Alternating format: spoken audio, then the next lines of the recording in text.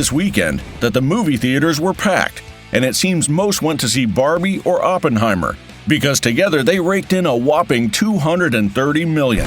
For stories like these and more updates all day long from your favorite news outlets, go to offthepress.com.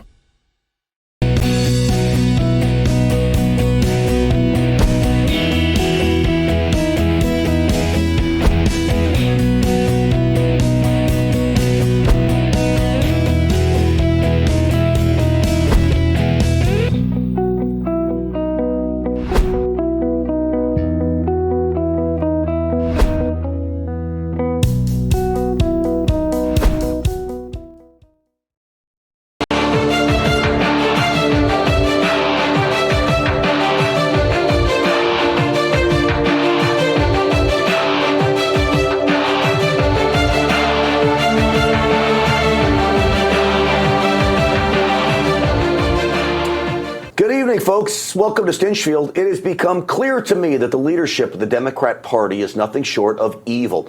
Evil because they lie. They lie to get their way. Why?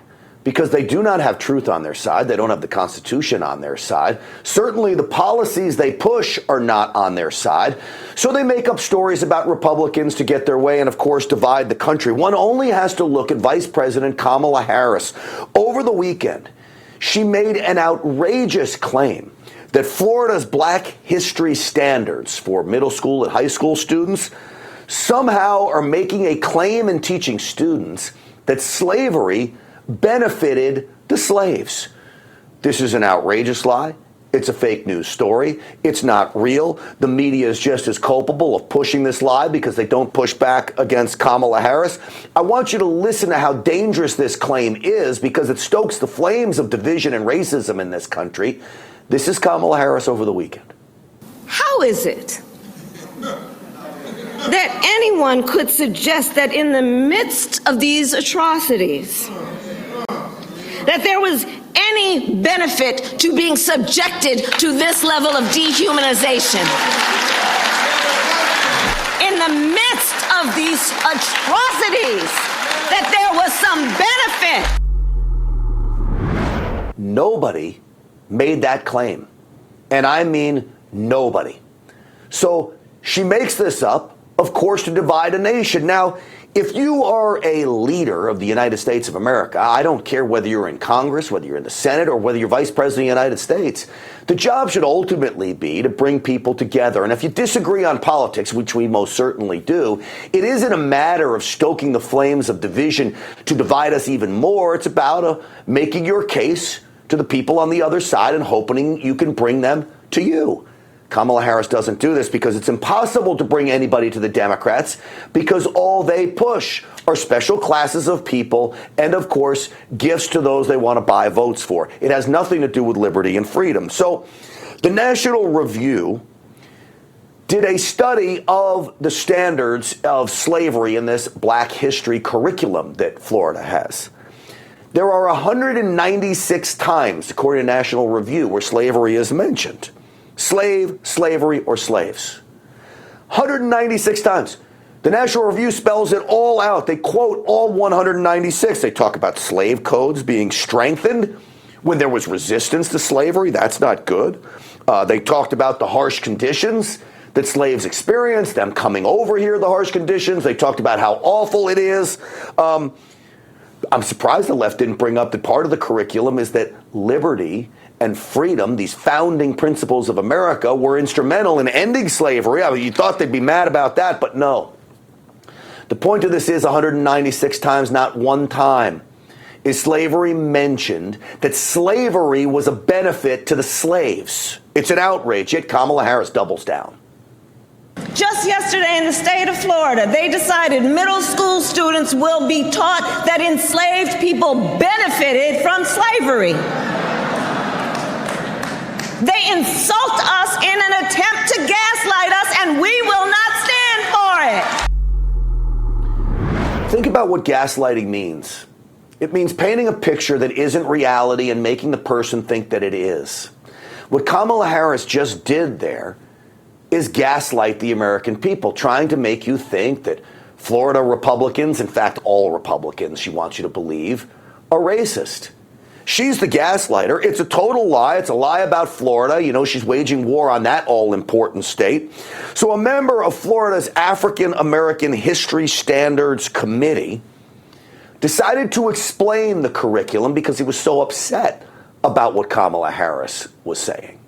The only criticism I've encountered so far is a single one that was articulated by the vice president, and which was an error. As I stated in my response to the vice president, it was categorically false. It was never said that slavery was beneficial to Africans. What was said, and anyone who reads this will see this with clarity, it is the case that Africans proved resourceful, resilient, and adaptive, and were able to develop skills and aptitudes which served to their benefit. All right, so let me quote the line that he's talking about here. It literally reads, and I'll quote it, that the instruction includes how slaves develop skills which, in some instances, could be applied for their personal benefit. Meaning that when they were released, they went and practiced a trade that maybe they learned. It doesn't mean that slavery was a benefit. I relate this to a very, very dear friend of mine who sadly was forced to go to prison as an older gentleman in their late 70s. He goes to prison, a very wealthy CEO-style guy, and comes out learning how to use a computer. This is in the early 80s. Now, none of his family members would think that prison was a benefit for him, but he went in and learned how to use a computer. So he was resourceful and resilient, just as that gentleman said, of the slaves that were released. You think of anything, it's complimenting African Americans that survived and ultimately went on, in many cases, to do great things. Not to take away from the atrocities that were pushed on them. But that's not what Kamala Harris does. So Ron DeSantis was asked about this, and I think he was grossly unprepared for how he should have answered this, that the story's fake news. Instead, he tries to justify the bogus claim. Watch. But I think what they're doing is I think that they're probably going to show some of the folks that eventually parlayed, being a blacksmith into doing things later in life. But the reality is all of that is rooted in whatever is factual. They listed everything out. And if you have any questions about it, just ask the Department of Education. You can talk about those folks. But I mean, these were scholars who put that together. It was not anything that was done politically.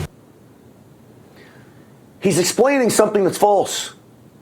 This is why Ron DeSantis is unprepared to be president of the United States, in my humble opinion. The answer to the reporter's question is, you're asking me about a fake news story. Nowhere in the curriculum does it say slavery benefited slaves. That's it. That's the end of the answer. He does try to get to the point of what I'm saying is you could take skills learned there and ultimately use them later in life. But his answer needs to be, you're the media, you're playing into this division, it's bogus, it's fake news. Ron DeSantis didn't do that. That's what he needed to do. This is how you respond. This is one of Mitch McConnell's old, if you can believe it, one of his old confidants and staffers from Kentucky. Listen to how he responded. He did a good job, actually. Well, it's amazing to me that how little Kamala Harris apparently has to do, that she can read something on Twitter one day and be on an airplane the next to make something literally out of nothing. This is a completely made-up deal. I looked at the standards. I even looked at an analysis of the standards in every instance where the word slavery or slave was used. I even read the statement of the African-American scholars that wrote the standards, not Ron DeSantis, but the scholars.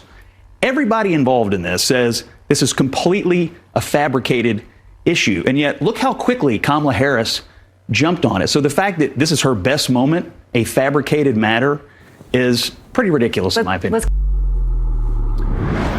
Ridiculous to say the least. It is all about racism because racism is the only argument, even though a bogus one, that the Democrats have to try to take the fight to Republicans. So they make up this story that somehow all Republicans are racist. Certainly all Floridian Republicans must be racist. I broadcast from Texas. Lord knows I got to be the biggest racist there is. Why? Because we're winning. Our states are winning. both Texas, Florida. And honestly, when you look at Republican policies, they're winning too. When you compare Joe Biden to Donald Trump and how you were under Trump compared to how you are now, the Democrats know they can't win. So what do they act like? Divide and conquer. It is sad, and it's not how American politics should be played. I want to bring in now former Indiana Attorney General and now current Republican candidate for governor in that state. Curtis Hill is back with us. General, it's great to have you back on. Grant, it's great to be here. Thank you. What was your response to Kamala Harris pushing this story out? Well, it's very typical. The race card comes up when the Democrats are back against the wall. I'm reminded of Joe Biden when he said that you're not black if you don't vote Democrat. So this idea of running back to race, it's the playbook. And the reason that they do it is because they want to get people nervous and conditioned to not respond. They want to make people afraid, because if you say the wrong thing today on a racial response, then suddenly you're a racist. And so they've been very, very successful in this model. Make it about race, make it about black. If we can make it about black, they won't fight back. So that's the absolute playbook. Kamala Harris, I was watching her commentary, and it was actually laughable. Someone's given her instructions on being, I guess, bold and aggressive. She was very demanding in her position about this topic. But nevertheless, it's still fake. She still made it up. It's an effort to just throw dust out there to distract from the real agenda of the left, and that's the sexualization of children. Yeah. Curtis, let me ask you, as a black man, are you offended when Democrats on that side use this argument? Because so many people buy into it, of all colors, by the way. Well, if you're talking about the argument that if you can't be black unless you vote Democrat, absolutely, because it attacks our sovereignty. I'm a free man. Part of my freedom is I get to pick and choose who I support. I get to pick what party affiliation I'm involved in. So for someone that suggests that they have the interest of the black community at hand, but then suggests that now you folks be good and vote just for us because we're the ones who brought you here, that is offensive. It's ridiculous. And I think we're seeing more and more black Americans rejecting that notion, recognizing that they have the independence to choose their leaders and choose those who they choose to elect for elective office. So this is good news, because I tend to agree with you, at least anecdotally, people I talk to. It seems to me like there are more people of color that are coming to the Republican Party. And before you made that comment, I was going to ask you, is the reason the Democrats use it is because it works? So even though there may be some people coming to us, are the uninformed masses buying into this bull corn? Well, it does work. It is a problem that many people stay conditioned to vote against their values. Many in the black community have conservative values. They believe in life, they believe in God, they believe in family, and yet they buy into this peddling that the conservatives movement is a racist movement. It's all a bunch of bunk. Now think about it. If you're the Democrats and you take the position that you represent the marginalized and the poor, what incentive do you have to watch those people graduate out of marginalization and into higher incomes? You're better off if you can keep these folks down where you can maintain control. And that's exactly what's done. Keep feeding them this line of crap, and they won't want to expand or move anywhere else. And that's what you're starting to see more and more black Americans rejecting and running away from, because a part of the American dream is to be able to move forward, to advance, to have a good home, to have a good education. And you don't want to be under the thumb of a party that treats you with a slave attitude. So hearing that philosophy, now it becomes very clear why, if you win the race for governor in your state, you said, I saw this in the Indiana Lawyer, that you would do away with the state's Equity and Inclusion Office if elected governor. And I've always made the argument, equity is a trouble word. It means equal outcomes for everybody. That means mediocrity for everybody. Equality is great. That means opportunity for everybody. What does that mean that you do away with this office, and what's this office currently doing now? Well, the office is a political It's a political correctness office, just like many corporations around the world or around the nation have gone to this diversity model. And let me make clear, diversity is a wonderful thing, equity, inclusion, but diversion at the cost of excellence, not so much. Inclusion at the cost of competence, not at all. Equity at the cost of fairness, that's what we're after. We can't have a system where we promote based on identity, which is exactly what it is, identity politics. We've seen that in the Biden administration. We've seen that with Kamala Harris when Biden came up and said, I want to appoint a black female to be vice president. That's identity politics. That took away and marginalized Kamala Harris right off the bat. Now, she deserves to be marginalized, but it came from her boss in the first place by marginalizing her, saying he was picking by identity, not by the best person chosen. So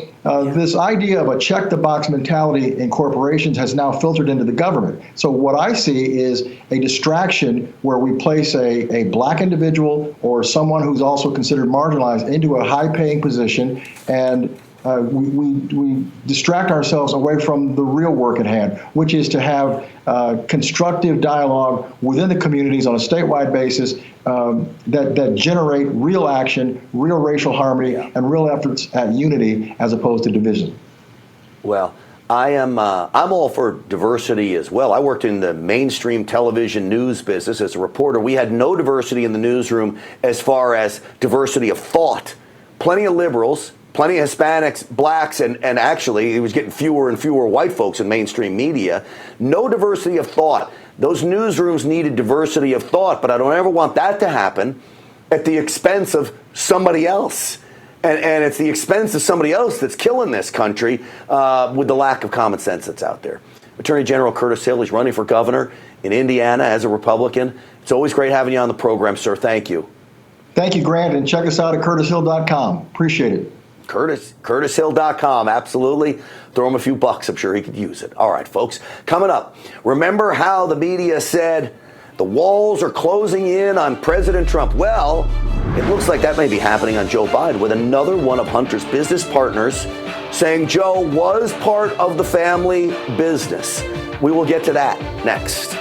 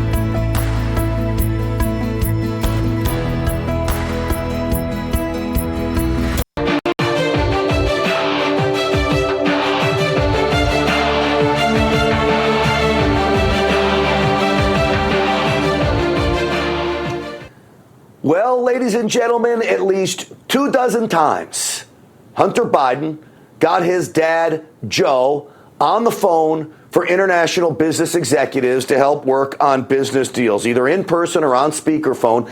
That from a new report out by the New York Post, who's done some great work along with Just the News on breaking many of these stories surrounding Hunter Biden. In this story in the Post, I saw 2015, a meeting in Dubai. Burisma execs got all upset that Hunter Biden had left to go to a different hotel, I think the Four Seasons. They had the CEO. He wanted to talk to Hunter. It was urgent. Get Joe Biden on the phone. Hunter comes back. They all sit around. They get Joe Biden on the phone in 2015. What was so urgent that the CEO of Burisma, paying Hunter Biden $83,000 a month, we know about the now $10 million in bribes, 5 for Hunter, 5 for Joe. What was so urgent here? This is Jason Smith, a Republican congressman, spelling out the evidence against Joe and Hunter, specifically that Joe knew and took part in the business dealings. What we have found with the information that's came forward with the whistleblowers, example, the WhatsApp message that apparently Hunter Biden was seated next to his father, waiting for a phone call from a Chinese foreign business partner and said, you know, we're here looking forward to your phone call. It shows that, in fact, President Biden did not just not know about his son's business dealings. He then reverted in saying that he is not involved in his son's business dealings. That's about China.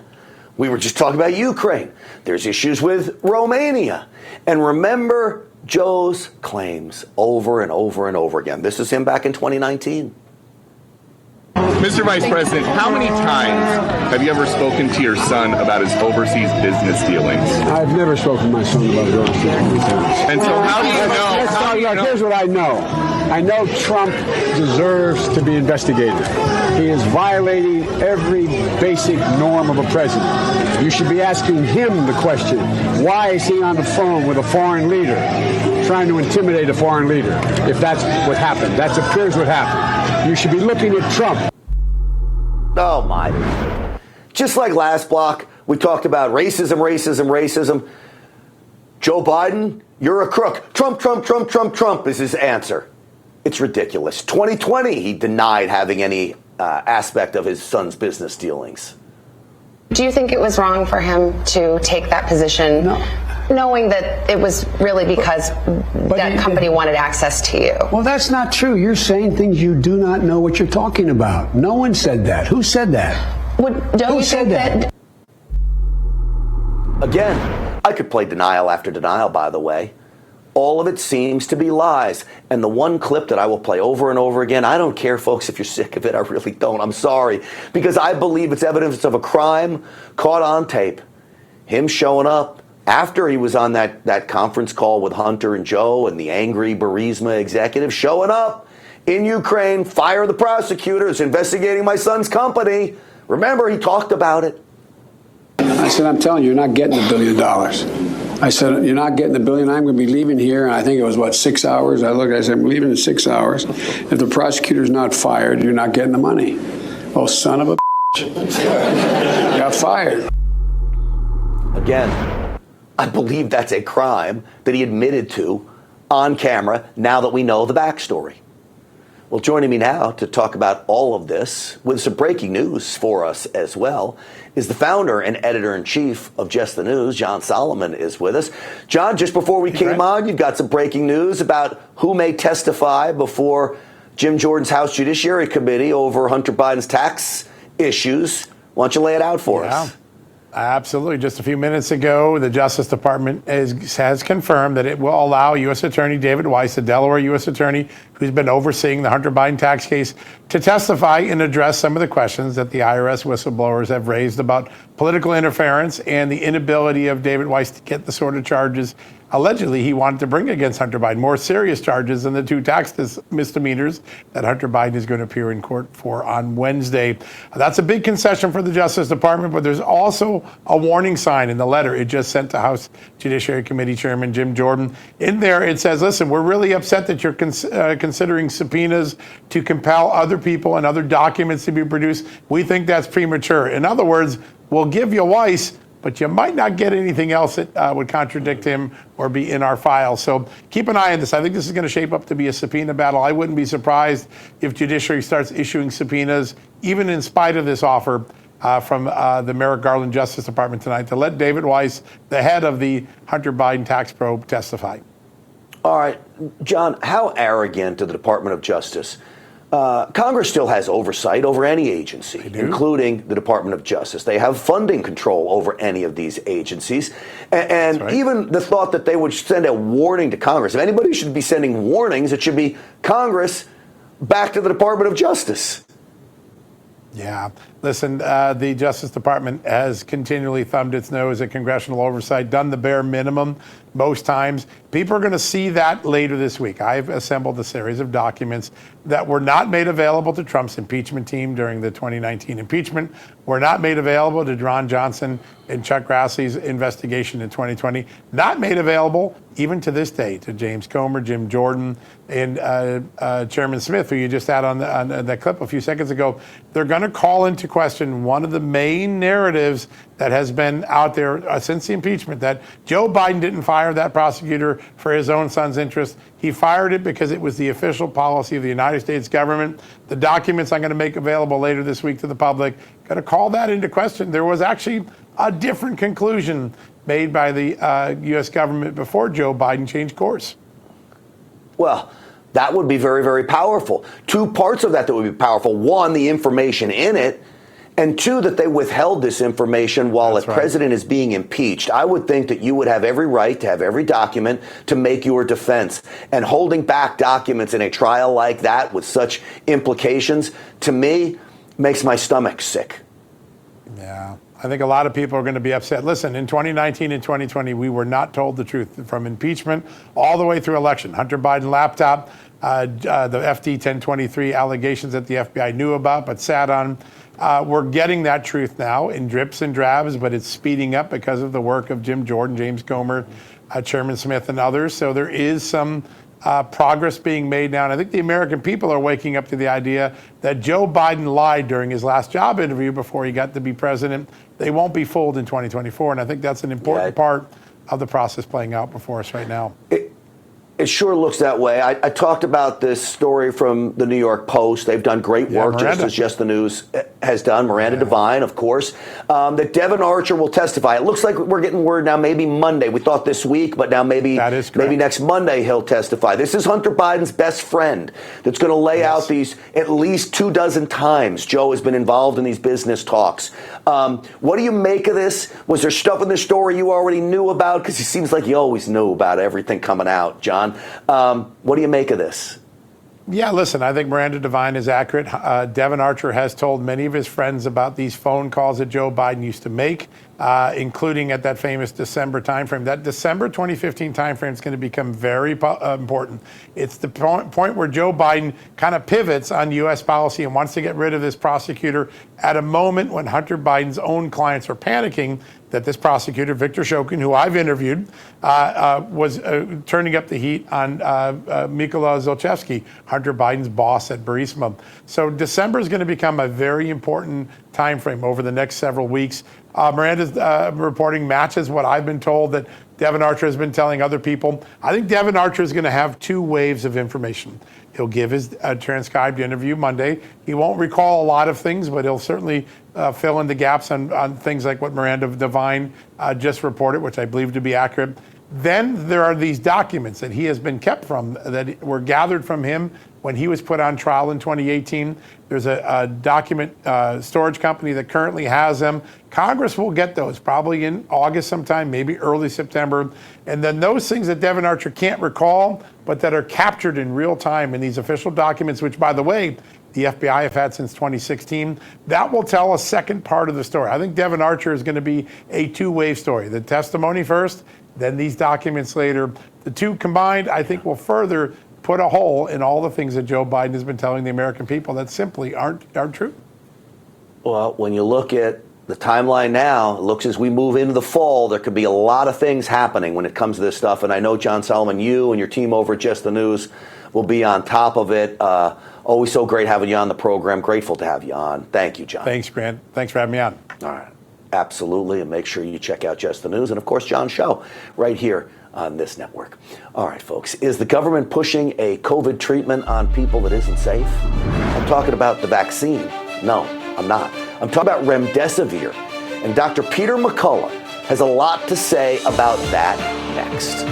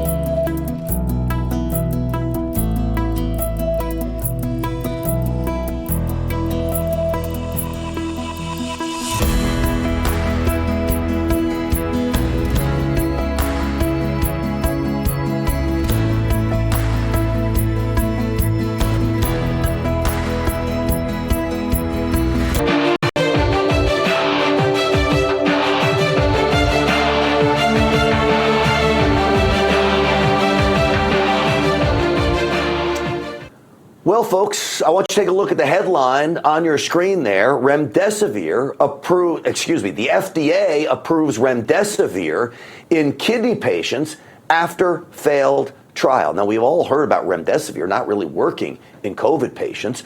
Well, Dr. Peter McCullough, I saw his Substack. This guy has been just absolutely fabulous with exposing the truth about everything surrounding COVID. Take a look at what he writes about this trial about remdesivir. If we put it up there, it says the phase 3 Red Pine oral failed to recruit sufficient subjects to assess efficacy. Instead of properly rejecting the application, the FDA went ahead and approved the drug with insufficient safety and efficacy data. Remdesivir can cause both kidney injury and liver damage, thus with no mortality benefit. Many believe it should not be used. Two parts of the story. One, remdesivir doesn't appear to work. And two, why is the FDA approving anything without appropriate studies, just like the vaccine we saw for the China virus? Well, joining me now to break some of this down is world-renowned cardiologist and epidemiologist, as well as the author of the book, Courage to Face COVID-19. Dr. Peter McCullough is back with us. Doc, it is great to see you. Thank you. Doc, when I saw your Substack and it said that the trials weren't sufficient, I'm thinking to myself, this is the federal government. It's not surprising. Why is this continuing to happen? Grant, there's no emergency. The hospital's been empty for 2 years. Remdesivir failed in reducing the risk of death in clinical trials. The WHO said so in November of 2020. They said, do not use remdesivir. It doesn't work. Later on, the WHO Solidarity Group in May of 2022 revisited all the trials, concluded they are right to begin with. We never should have used remdesivir. It causes liver damage and kidney injury and kidney failure. And with this backdrop, Gilead applies to have a product label expansion of using remdesivir in those patients with kidney disease. And they can't even complete the study as they've indicated in their own press release. So this violates all tenets of good regulatory practice and drug approval law. The FDA is off the rails. They appear to be corrupt, and they simply are currying favor to big pharma, in this case, Gilead. Dr. McCullough, let me just oversimplify this, and correct me if I'm wrong. You're saying, through the studies you've seen, through your experience, that remdesivir doesn't work, it could cause kidney failure, and they've just approved it to use in patients with kidney damage. That literally makes no sense to me, Dr. McCullough. And I don't mean to laugh because I feel horrible for these patients. No, but you're bringing up an important point. The case vignettes I'm aware of where remdesivir caused fatal kidney failure. There's a doctor in California, a husband of Dr. Don Michaels, been very public about it. He's a doctor. He died of kidney failure due to remdesivir. He had baseline diabetic kidney disease. So this is the group we would never want to use remdesivir in. That's how bad this is. So Gilead doesn't do proper studies. They apply for the product label expansion in a group where the drug is destined to cause harm, and the FDA approves it. Will doctors end up prescribing this, or will there be any free-thinking, critically thinking doctors out there to realize this is not a good idea? Remember, the emergency use authorization countermeasures, even though the emergency is gone, they are still rolling on. And provided there's an enhanced reimbursement for remdesivir for hospitals, they may still try to use it. We tell all of our patients, please decline remdesivir, put it on the admission paperwork, do not take it. It could cause kidney failure or liver damage, and it doesn't improve mortality. I think, fortunately, most people decline it. This is what scares me so much about the medical system in the United States. I've lost so much faith after watching what happened with COVID.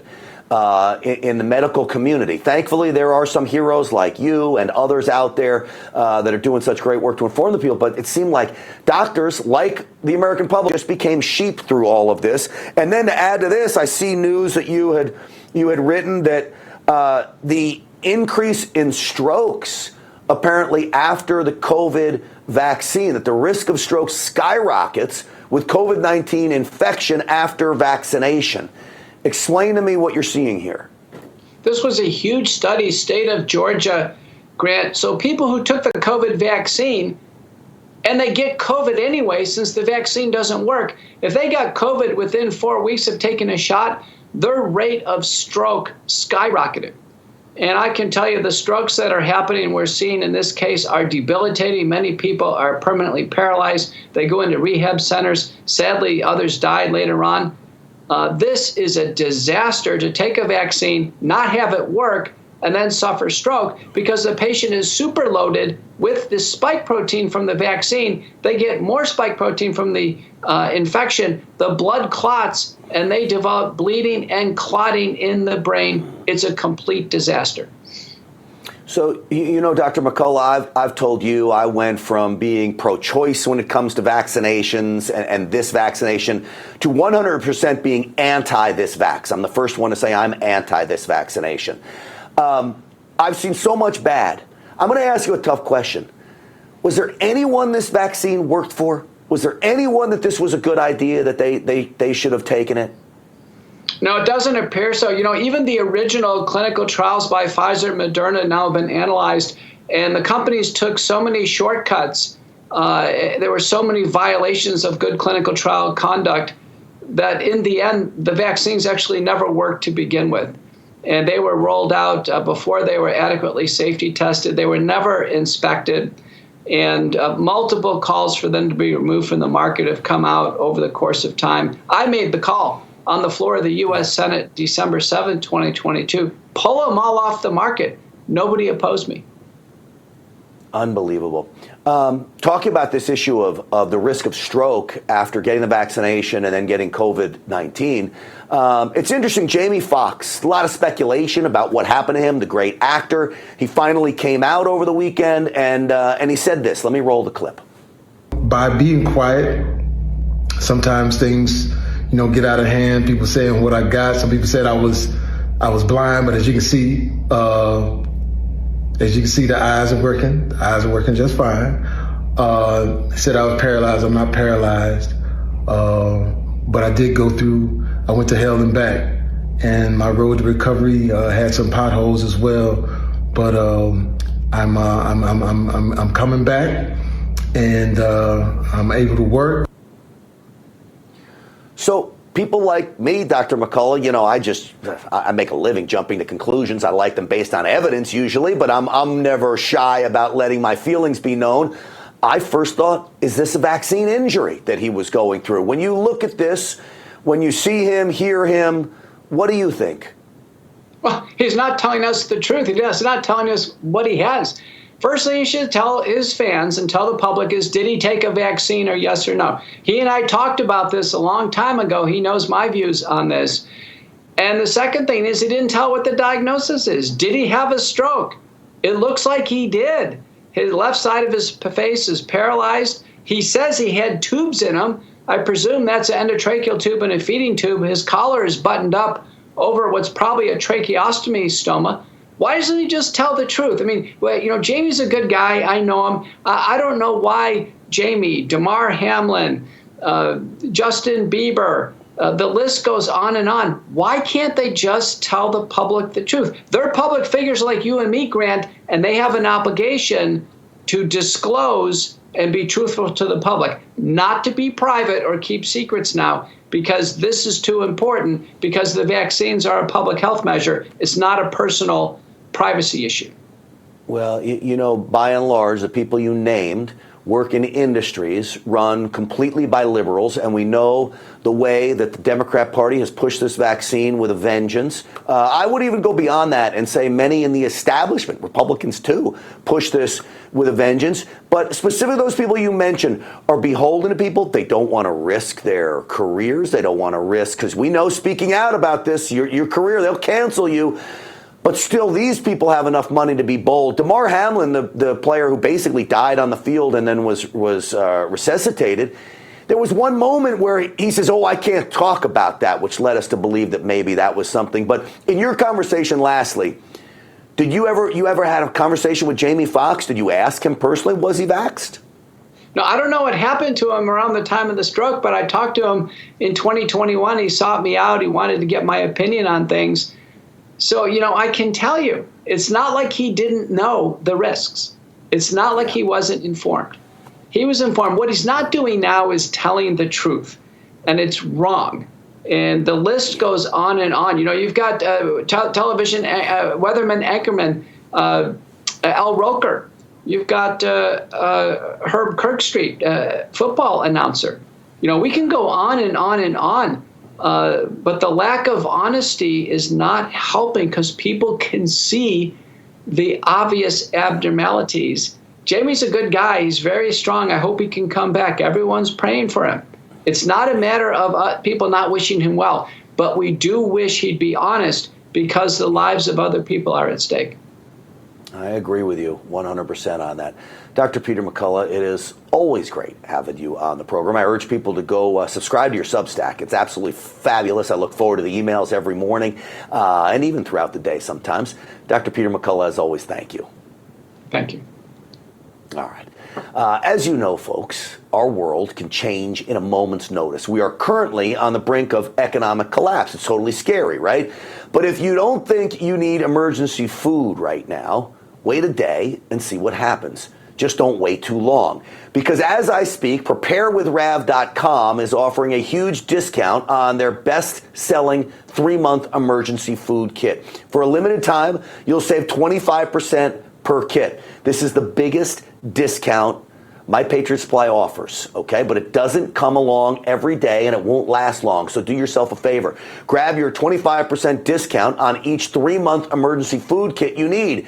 It includes delicious breakfasts, lunches, dinners, and more, providing over 2,000 calories per day. Get at least 1 kit per person in your family. Grab your 25% discount today before this offer expires. You get fast, free shipping too. So here's how you do it. Go to preparewithrav.com. That is preparewithrav.com. Do not regret it. Go there. Do it now. Preparewithrav.com. All right. The war on kids continues in California, but it's not just there. It's all across the country, including new revelations in West Virginia. We'll get to those next.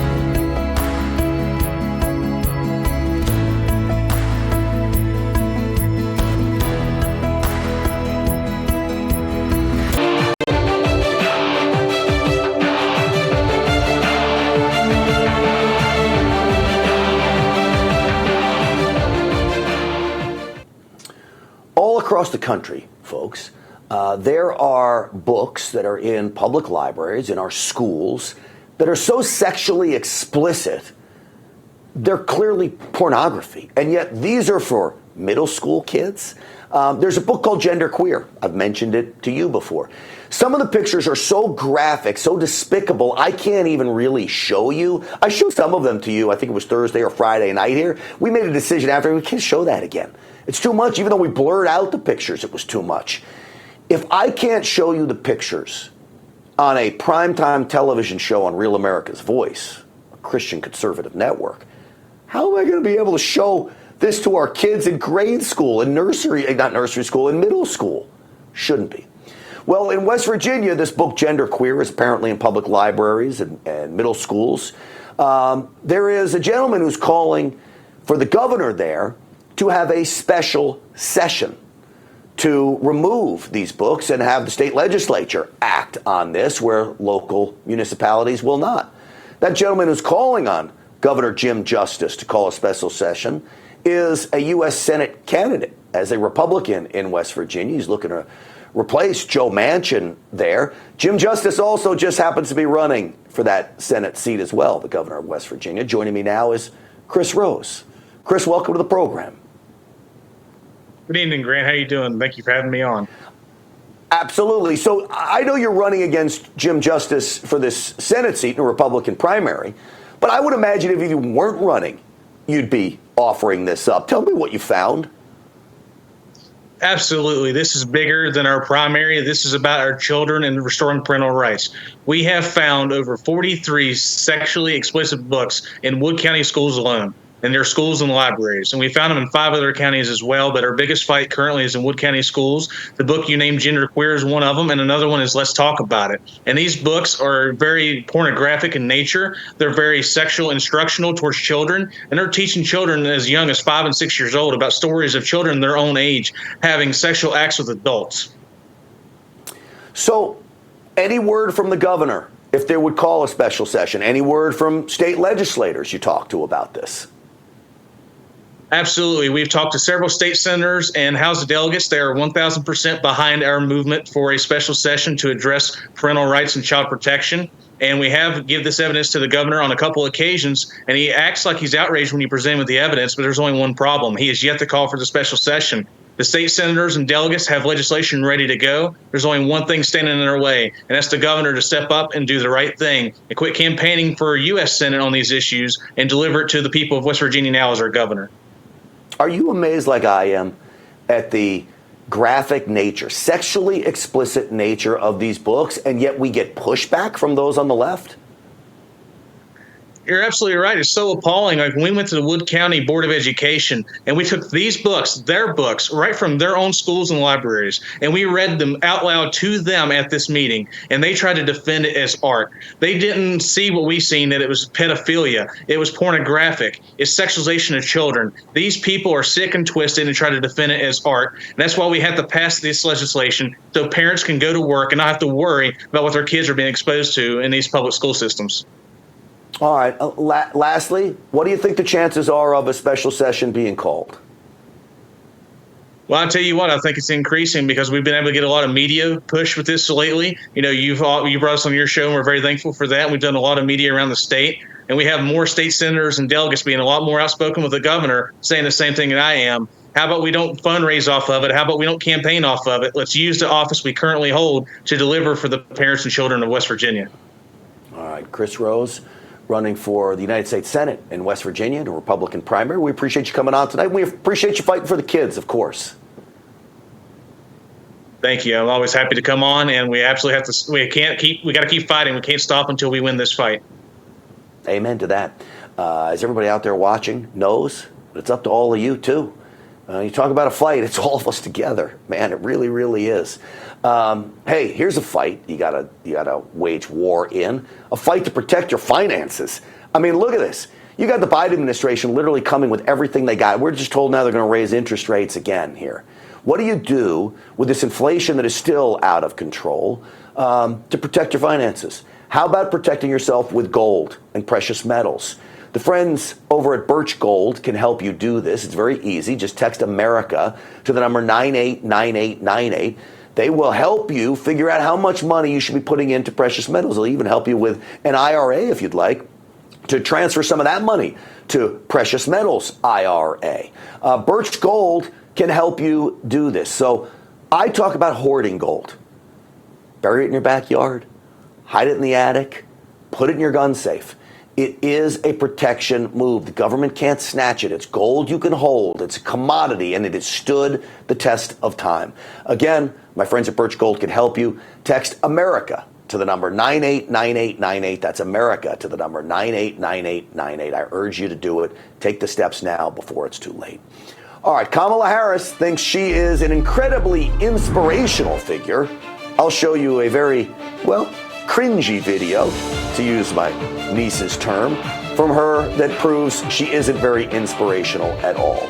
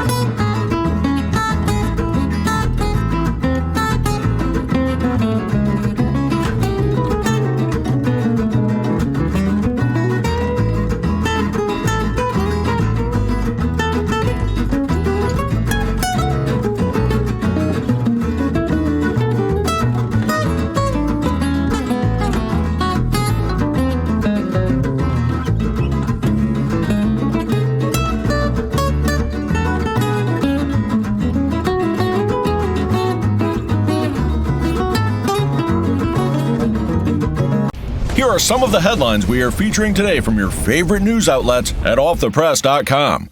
In the battle for the presidency, Democrat Robert F. Kennedy Jr. has decided to go after President Joe Biden.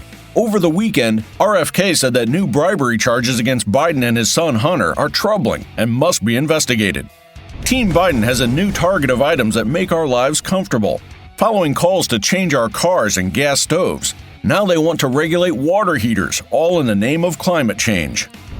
The scorching heat that has turned deadly in the West is heading east. This week, cities from Boston to Washington could see 100-degree highs, and those are historic levels.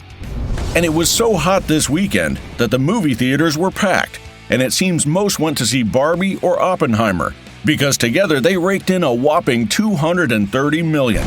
For stories like these and more updates all day long from your favorite news outlets, go to offthepress.com.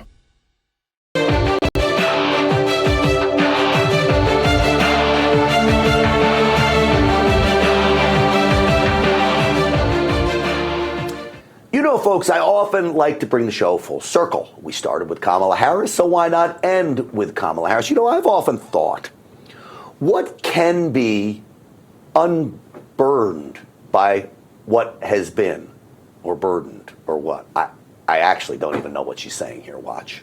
I can imagine what can be and be unburdened by what has been. You know?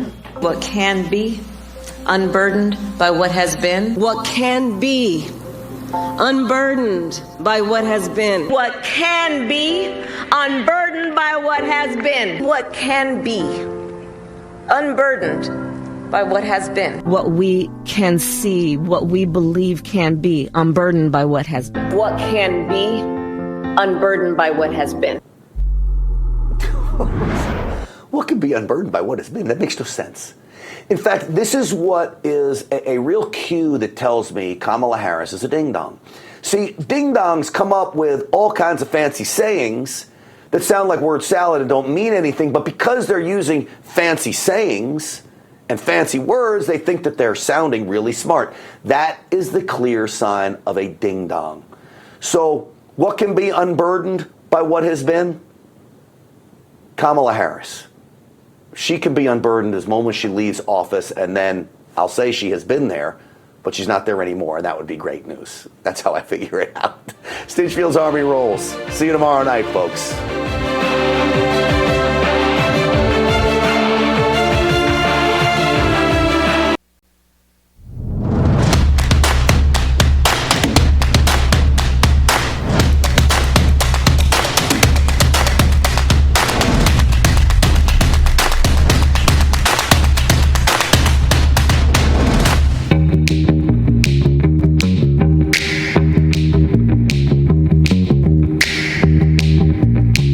Live from Studio 6B on a Monday night. 8 p.m. on the East Coast. Just getting the week started. Glad you're a part of the show. Real America.